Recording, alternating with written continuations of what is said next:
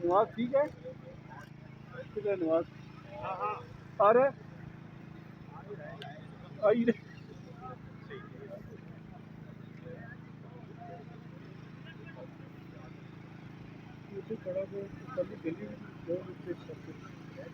نہیں لینا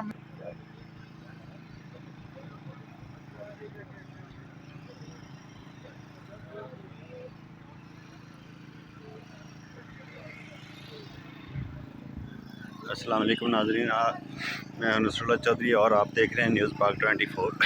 G72 میں سلنڈر دھماکے کی وجہ سے 6 افراد جہاں باغ اور محدد زخمی، جس کی وجہ سے کمشنر اسلام آباد محمد علی رنداوا اس نے میڈیا ٹاک کر رہے ہیں۔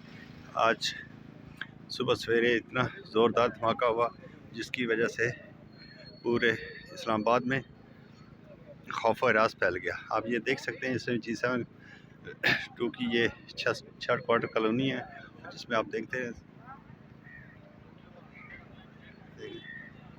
آج تمام میڈیا یہاں پہ اکٹھا ہوا ہے۔ تو یہ اسلام آباد انتظامیہ اور سب کے لیے میسیج ہے کہ یہ G72 میں ایک مین مرکز ہے جہاں پہ یہ واقعہ ہوا۔